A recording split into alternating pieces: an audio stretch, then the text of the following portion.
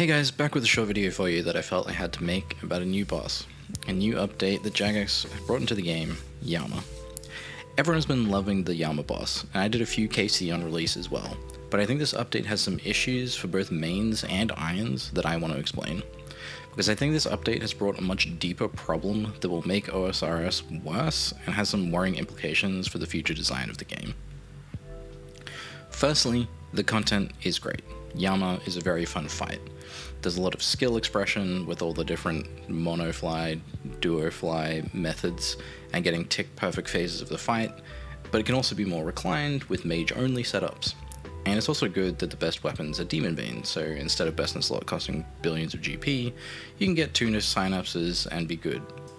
Secondly, my complaint has nothing to do with contracts. I have Blood Torva, and I haven't even considered attempting Radiant Oathplate yet, and probably won't for some time, so I'm not qualified to comment on the contracts and if they're good or in a healthy space or not. If you want a more in-depth breakdown of that, I'd highly recommend checking out No Monkey's video linked here. If you want a more in-depth understanding of the problems that may or may not exist with contracts. Okay, now onto the meat of the video. If I think Yama's good and cool, why do I think it's bad? What's going on? The problem isn't Yama, the problem is Oathplate. Oathplate is way too good. Firstly, let's have a look at Oathplate stats. These are pretty good. Now let's compare Oathplate to a few other armor sets in the game. And against Inquisitors, right? Because Oathplate's kind of like Inquisitors but for slash. But as we can see, this Inquisitors has good crush accuracy and damage, and it gets a bonus when you have the full set effect. However, the problem is that most enemies with crush defense are few and far between, and usually their crush defense is quite high. Currently, Inquisitors is only best in the slot of Visani's Nightmare and a Raxor. And the Inquisitor's Mace is good in completely BIS in solo CM setups, but basically a very niche side grade compared to Bandos. It's also quite balanced because it gives massive negatives in each other attack style, unlike Oathplate. Not that you'd want to be using Oathplate with Stab or Crush as styles, but it's not outwardly negative like it is with Inquisitors. Now let's compare Oathplate to the previous best in slot armor in the game, Torva. This is the DPS of Vardovus, where Oathplate you would expect would be better with Vardovus' high slash defense in the first phase of the fight, but here it is at Verzik, here it is against a normal Slayer monster, here it is at Ulm, and here it is at Toa. Torva is either the same or worse in every situation except Toa, and even then the difference isn't that dramatic. We compare again with Bandos, Bandos is worse in every situation. Okay, so some armor sets are different and Oathplate is pretty good. What's the problem here? The problem is Slash is the most common and often best attack style for melee in majority of the game.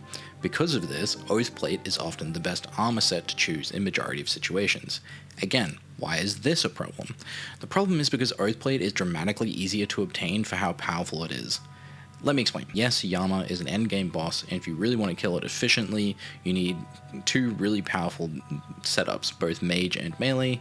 However, if you want to kill the boss at all, you simply need to have Arams and a Purging Staff. You can consistently get solo kills in 7 to 8 minutes, even without crazy high stats. And this obviously gets easier in duos, where sure, your damage total is lower, but you'll be getting faster kills if someone's got better gear than you.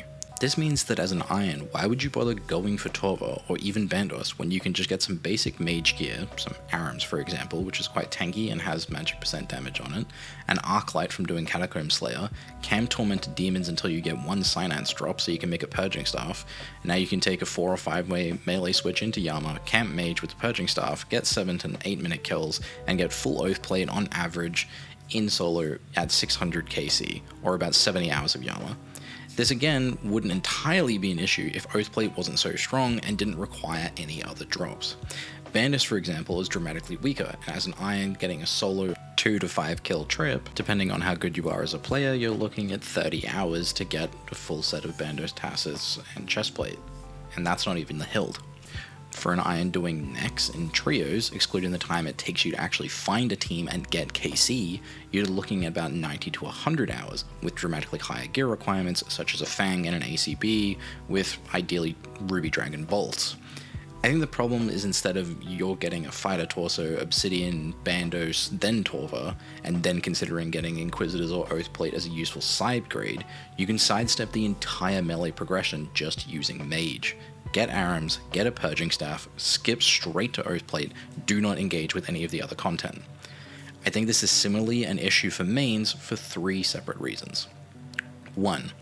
Oathplate is expensive now, but given that this is an instance solo farmable boss, it's likely the prices won't stay this high forever, and because of the dry protection and the contracts, more Oathplate per boss killed will be coming into the game compared to, say, Torva, where we know there is much more Yama being killed than Nex right now.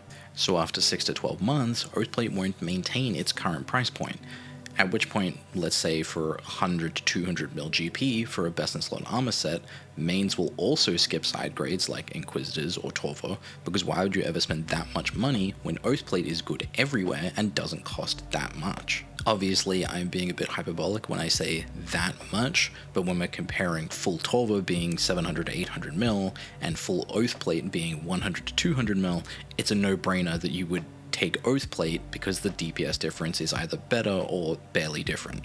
Number 2, for mains this is also bad because as Oathplate drops in value, it'll be less worth farming compared to other content. Yama at the moment is around 8 to 9 mil GP per hour. This is not that old of a content, and the majority of that value is in Oathplate. If it falls to 50% of its value, then Yama drops to a 4 to 5 mil GP per hour method. Because it is a method that can get hard camped with cheap mage gear, it's also very likely to get botted to hell, as we've seen with things like Mage Only Zulrah, where high scores used to be dominated by accounts with 200 mil mage XP that were level 90 combat with 30 to 40,000 Zulrah KC. And 3. This brings me to my last main issue for both irons and mains. You might say, well that's fine, I still enjoy Bandos and Nex, I will simply do that content even if it's not as good. The problem is that now irons have near to no reason to go to Nex unless they want a ZCB or Zarat Vams, meaning there'll be dramatically less irons at Nex, and because Torva will fall in price, there'll be dramatically less mains at Nex as well. This will mean that finding teams to do this content with you will be much harder.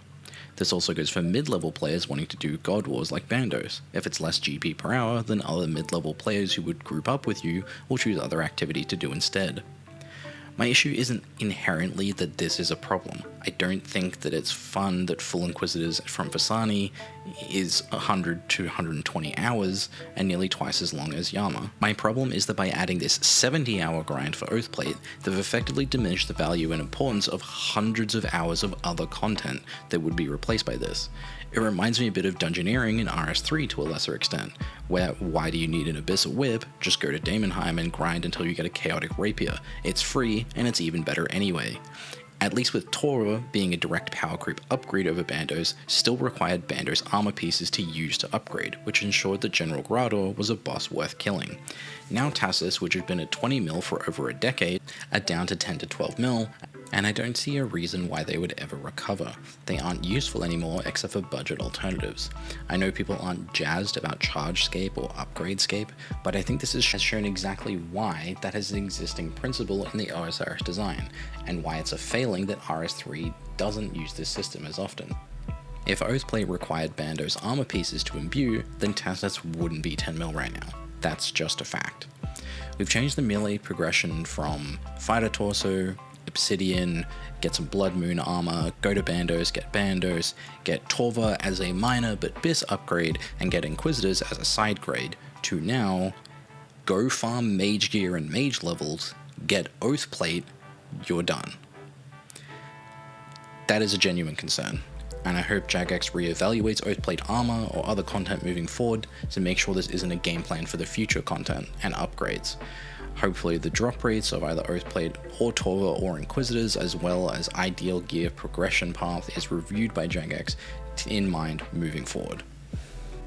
And to clarify, I don't have all the best answers, I'm just looking at this content effectively wiping out hundreds of hours of years of previous content, and that's really disappointing to me because I think that there's a lot of joy to be found in previous content, and one of the things that makes old school RuneScape so great.